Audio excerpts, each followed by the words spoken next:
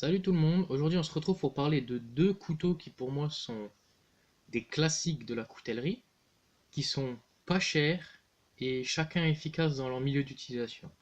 Donc on va commencer par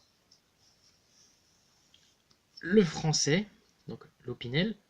Donc ici c'est un Opinel au manche en olivier, avec une lame, je vous le montre de ce côté, inox.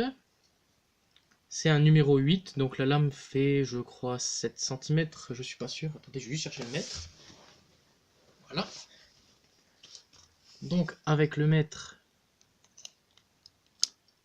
ouais, donc la lame fait environ 8 cm.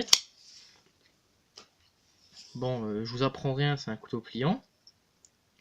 Donc les opinets, je les adore, hein, ça fonctionne super bien, ça dérange pas en poche. Moi je m'en sers quasiment tous les jours pour manger, pour couper des petits trucs, pour ouvrir des lettres, des paquets. J'en ai même deux.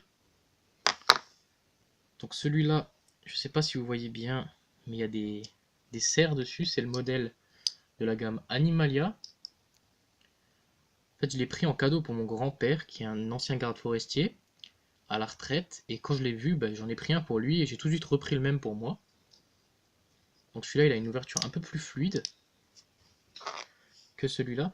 Celui-là, j'ai dû le passer 2 ou 3 fois à l'huile pour qu'il s'ouvre correctement, mais je sais pas, ça doit peut-être un défaut de celui-là, ou c'est peut-être tous les modèles en olivier qui ont ce souci. Donc je le passe à la balistole, hein, je sais pas, c'est une bonne huile qui est pas dangereuse quand on l'ingère. Et ensuite, on va passer au suédois. Donc cette fois, un couteau plus pour aller en forêt, pour faire des gros ouvrages avec. Celui-là, je m'en suis déjà servi pour couper des petites sections de bois, pour bâtonner, pour faire ce genre de choses. Donc celui-là, c'est un Mora Compagnon Heavy Duty. Donc, made in Suède. La lame, par contre, il faut faire gaffe, c'est une lame au carbone, je sais pas si vous voyez. Lame au carbone, donc il faut l'huiler de temps en temps, hein, pour pas que la lame rouille. Donc la lame, je l'huile régulièrement avec de la balistole. Et comme vous pouvez le voir, sur le dessus, déjà la lame est vachement épaisse, hein. Elle est vachement épaisse, et elle est polie. Ce qui n'est pas le cas de tous les Mora. Beaucoup de Mora, quand on les achète, ils sont pas polis sur le dessus. Ça fait un choc la première fois, on se croit qu'on a eu un couteau mal fini, mais non, c'est normal. Au prix où on les paye, alors ça je vous ai pas dit, mais un Mora comme ça coûte. Celui-là je l'ai payé 16 €, mais c'est normal, c'est le compagnon Heavy Duty, donc il est un peu plus cher.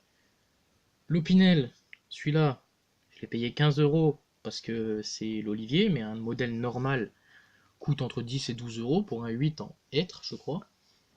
Et celui-là, pareil, c'est une édition spéciale et je l'ai payé 15 €. Comme d'habitude, je vous mettrai les liens pour acheter tous ces couteaux dans la description, hein. Donc pour les tailles, je vais vous le poser là. Vous le voyez bien? Oui. Je vais vous poser l'Opinel ouvert juste à côté. Je sais pas si vous voyez bien. Oui, voilà. Donc là derrière, c'est le Mora. Ici, c'est l'Opinel. Et pour vous faire une idée, je vais vous mettre un briquet bic.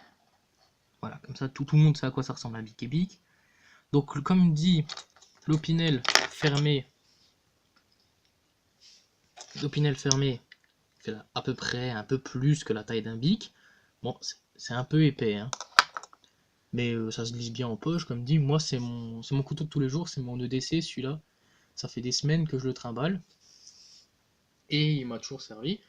Le Mora, quant à lui, bon, je vous déconseille de le mettre dans la poche. Moi, j'ai fabriqué un tour de cou que je peux attacher là avec un S-binner. Et je me le mets autour du cou quand je pars en forêt. C'est un peu lourd, mais ça va. Bon, pour parler de l'étui, la rétention, il n'y a pas de souci. Donc c'est un étui en plastique, hein. Moi je m'y connais pas trop en plastique. Il y a un trou en bas au cas où il tombe dans l'eau, pour que l'eau puisse s'évacuer par le bas et pas rester dedans et moisir. Puis pour ce qui est de la lame, c'est une émouture scandinave. Comme dit, j'ai pu couper du bois avec, il coupe super bien. Bon, je l'ai réaffûté. Chaque fois que je pars en forêt avec, je passe un petit coup dessus. avec mon aiguiseur Lansky Sharp Medic, je crois que c'est. Donc je crois que j'ai tout dit sur ces couteaux. J'ai encore d'autres matériels à présenter dans une prochaine vidéo, notamment justement mon affûteur. Mais pour l'instant, je crois que c'est tout, donc je vais vous laisser. Je vous dis à la prochaine. Ciao les gens!